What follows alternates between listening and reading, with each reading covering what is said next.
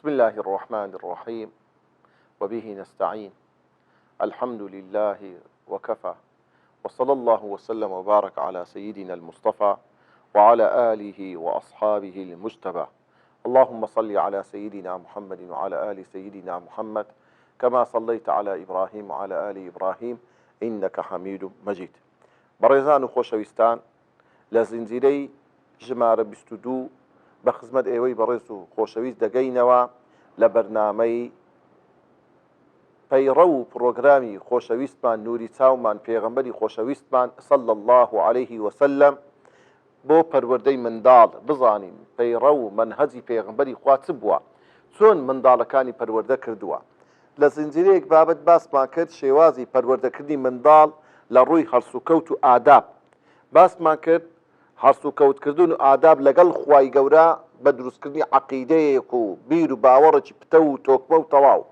دووەمین شت باسی ئەومان کرد چۆن منداڵ لەگە دایک و باوکی ئادابی دووەم هەڵسوکەوت لە زنجیرە لە کۆمەڵە زنجیرە بابەتێک باسمان کرد و باسی ئەومان کرد چۆن لەناو ئەندامانی خێزان خوشک و برایەکان لەگەر یەکتر ڕێز یەکتر بگرن. ئێستا باسی بابەتێکی تر دەکەین لەو بابەتانە ئەویش بریتێ لەوەی کەوا چۆن منداڵ پەروەردە بکرێ لە ڕێزگرتن و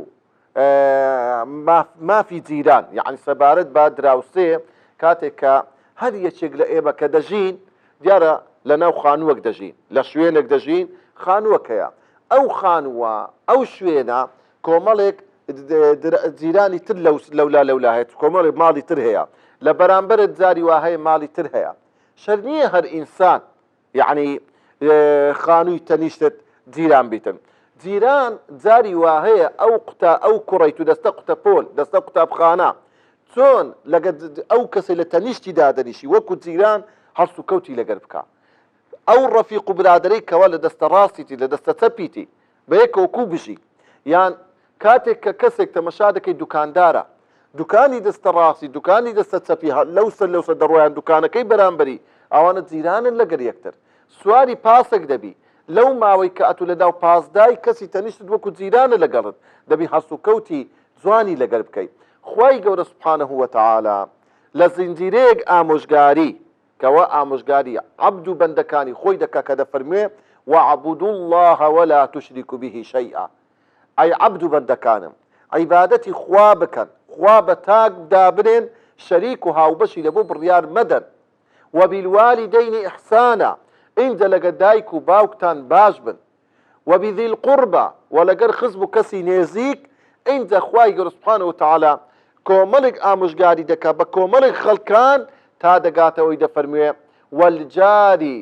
والجاری الجنوبی والصاحب بالجنب.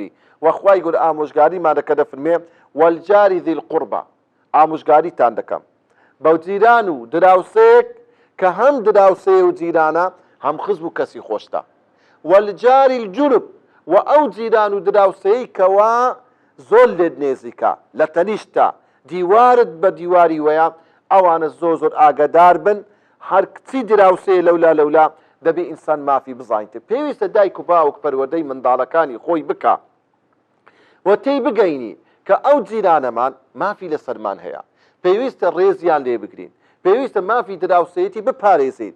زۆر بەداخۆ لە ناو کۆمەڵگەی موسڵمانان زۆر جاران تەمەشا دەکەی گەورەترین شەڕ و ئاژاوە حتا دەگاتە کوشتار و کوشتن و بڕین لەسەر چی؟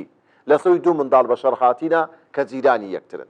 لەسەر ئەوەی کەوا دوور لە ڕووی بینەر و بیسەری بەڕێز جۆگەی ئاوەکە بە پێش ماڵەکە داهاتیە جیرانێک خاوێنی کرد و ئەوی تر خاوێنی نەکردەوە یان کەمتەرخەمە لەوەی جاری وا هەبووە گەیشتە حەدی کوشتن و بڕی. خوا پەنامان بدە یا ڕەبی. ئێمە ئومەتی پێغەمبەری صلی الله عليه وسلم والله حیف و مخابنە ئێمە خوای گەورە ئامۆژگاریمان پێ بکاتن لە 7 طەبەقەی ئاسمان کە چاک بین لەگە جیران، بەڵام ئێمە بەو شێوەیە نەبین.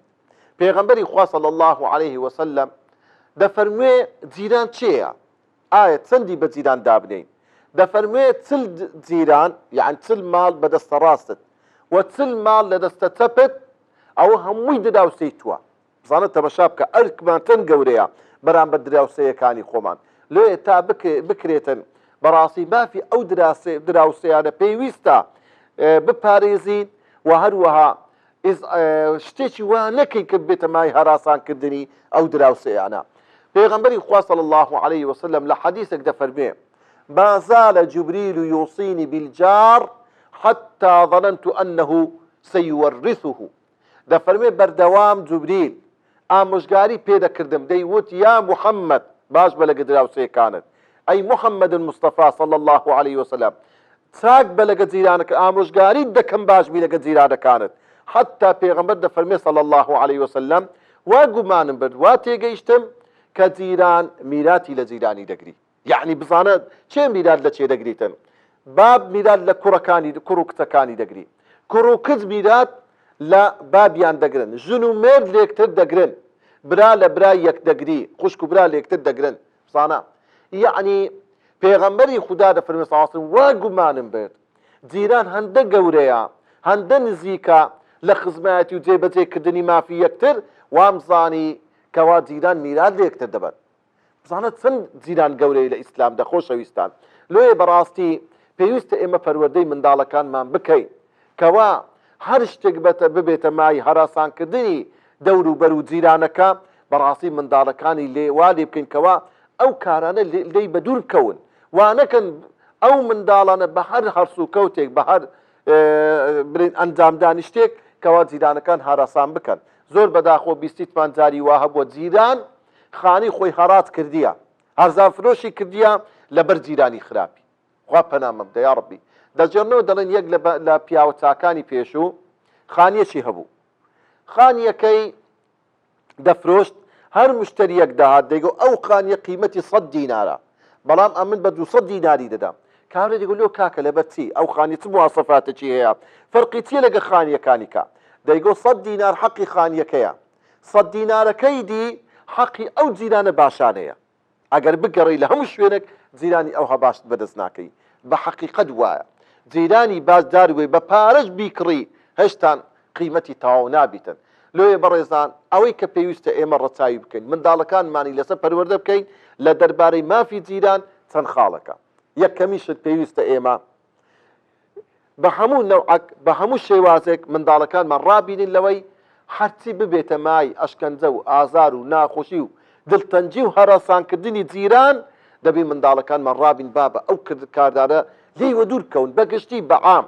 مەسەڵەن لۆ نمونە زۆر جاری وا هەیە تەمەشارەکەی هەندێک ماڵ هەیە لە ناو ماڵەکە دەنجی تەلەڤیزیۆنی دەنجی ڕادیۆی ئاخی سەوتی دەداتێ حەقی نییە ئەو جیرانە نەخۆشی هەیە پێ هەراسان دەبی شەوی درەنگا منداڵ و منداڵەکەی لە پۆلی شەشە پێویستی بە ئیسراحەتە دەبی لە جەو و کەش و هەوایەکی باش بخینیتت.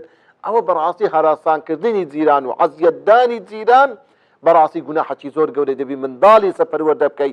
پێغەمبەر دەفەرمێ صلی الله عليه وسلم والله لا يؤمن والله لا يؤمن والله لا يؤمن فەرمی سوێن بە ذاتی الله بڕوادار نییە ئیمانداری ڕاستەقینە و تەواو نییە.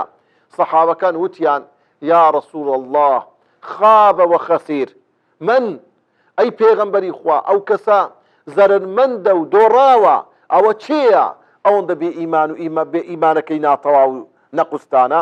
پێغەمبەر فەرمووی صلی الله عليه وسلم الذي لا يأمن جاره بوائقه ئەو کەسەی کەوا دراوسەیەکەی لە ئەشکەنجە و ئازاری ئەمین نییە لە دەست و زوبانی ئەمین نییە. خاڵیشتر برایانی بەڕێز و خۆشەویستان ئەوەیە لە مافی جیران ئەوەیە بەڕاستی دەبێ ئینسان لەگەڵ جیرانەکەی لە خۆشی و لە ناخۆشی بەشدار بی. یعنی تەمەشا دەکەی جیرانەکەت تووشی کارەساتێک دەبی کەسێکی لێ دەمری تووشی زەرەرێک دەبی نەخۆش دەکەویتن دەبی ئینسان بەهانای بچی مادی و معنەوی دەبی هاوکاری بکەیت و لە هەمان کاتیشدا ئەگەر لە خۆشیەک بوو دەبی هەوڵدەین بە خۆمان و بە ماڵ و منداڵەوە لە خزمەتی ئەو جیران دەدابین و لە خۆشیەکەیان ژنمارەکردنەکە گواستنەوەی ژنە هەر شتێکی خۆش بی دەبی لە خۆشیەکە و لە ناخۆشیەکە ئینسان بەشداری بکاتن. خاڵیشتر هاوکاری کردی یەکتر لەگە جیران بەڕاستی پێویستە منداڵەکان وا پەروەردە بکەین ڕۆڵە ژیان کوڕەکەم ئەگەر جیرانەکانمان پێویستی بە هاوکاریەکی تو بوو ئەگەر دایە حاجیە کات گوتی کوڕم بڕۆ چیرۆ تەماتەکەم لەو بکڕا ئەگەر مامە حاجیە کات تەکلیفی لە کوڕەکەت کە گوتی کوڕم ئەو ئیشەم لۆ بکە ئەو کەنتۆرم لۆ بەسەر بێخە ئەو بتڵە غازم لۆ بینەوە من ئەختیارە پشتم دێشی ناتانم دەبێ منداڵەکان وا ڕابهێنین هاوکاریان بن یارمەتیان بن پشتیان بگرن